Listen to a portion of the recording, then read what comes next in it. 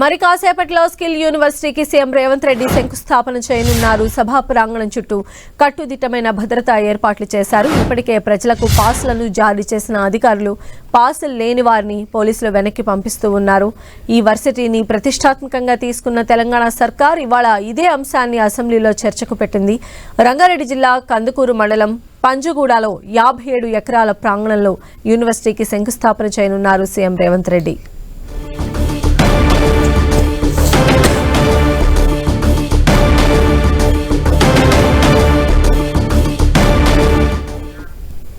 మరి కాసేపట్లోనే CM Revanth Reddy skill యూనివర్సిటీకి శంకుస్థాపన చేయబోతూ ఉన్నారు. ఎలాంటి అరేంజ్మెంట్స్ ఉన్నాయి అనేటువంటి అప్డేట్స్ అందించడానికి మా ప్రతినిధి అజయ్ మనకు అందుబాటులో ఉన్నారు. అజయ్.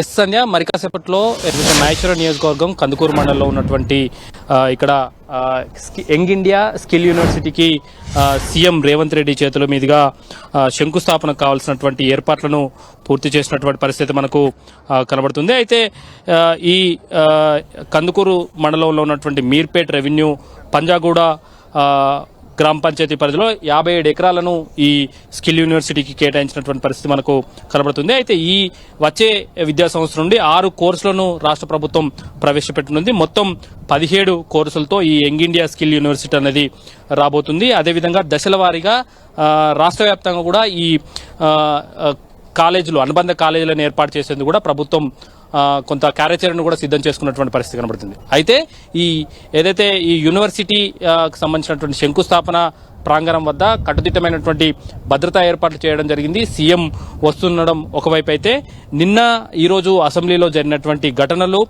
ఏదైతే సబితా ఇంద్రారెడ్డి మీదనే రేవంత్ రెడ్డి వ్యాఖ్యలు చేశారు, వాళ్ళను ఉద్దేశించే వ్యాఖ్యలు చేశారంటూ చేస్తున్నటువంటి వ్యాఖ్యలు ఏవైతే ఉన్నాయో ఆ వ్యాఖ్యలకు సంబంధించి ఈరోజు ఇక్కడ సబితా ఇంద్రారెడ్డి సొంత నియోజకవర్గం మహేశ్వరం నియోజకవర్గంలోని మండలమే కందుకూరు మండలం కావడంతో కూడా ఇక్కడ పూర్తి స్థాయి భద్రతను ఏర్పాటు చేసినటువంటి పరిస్థితి కనబడుతుంది. అయితే ఈ శంకుస్థాపన ప్రాంగణానికి వచ్చేటువంటి జనరల్ పబ్లిక్ కూడా అదేవిధంగా కాంగ్రెస్ శ్రేణులకు కూడా ఇక్కడ ఉన్నటువంటి అధికారులు పాసులు జారీ చేసినటువంటి పరిస్థితి కనబడుతుంది.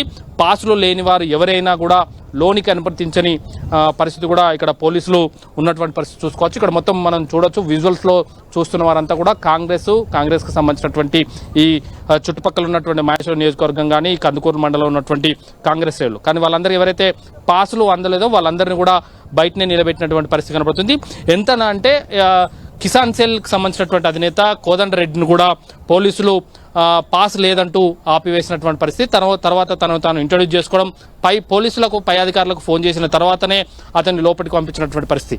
ఆఖరికి టీఎస్ఐఏసీసీ చైర్మన్ కూడా పోలీసులు అడ్డుకున్నటువంటి పరిస్థితి కనబడుతుంది పాస్ లేదన్న ఉద్దేశంతో.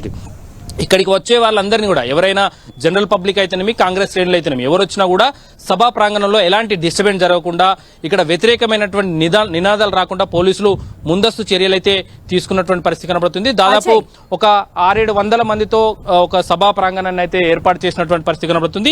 ఈ సభా ప్రాంగణానికి ఎవరు వచ్చినా కూడా వారి యొక్క సంబంధిత పాసులు, మీడియా అయితే మీడియా పాసులు, కాంగ్రెస్ శ్రేణులు అయితే వాళ్ళకి సంబంధించినటువంటి పాసులు, జనరల్ పబ్లిక్ అయితే ఆయా సంబంధించినటువంటి పాసులు, వీఐపీలు అయితే వీఐపీకి సంబంధించినటువంటి పాసులు ఏదో ఒక పాస్ తీసుకొని వస్తే తప్ప లోనికి అనుమతించని పరిస్థితి అయితే ఇక్కడ కందుకూరు మండలంలో ఏర్పాటు చేసినటువంటి ఏదైతే స్కిల్ ఇండియా యూనివర్సిటీ శంకుస్థాపన ప్రాంగణంలో ఉన్నటువంటి పరిస్థితి మనం చూడొచ్చు. కట్టుదిట్టమైనటువంటి భద్రత నడుమ మరి కాసేపట్లో ముఖ్యమంత్రి Revanth Reddy young India skill యూనివర్సిటీకి శంకుస్థాపన చేయనున్నారు. రైట్ అజయ్.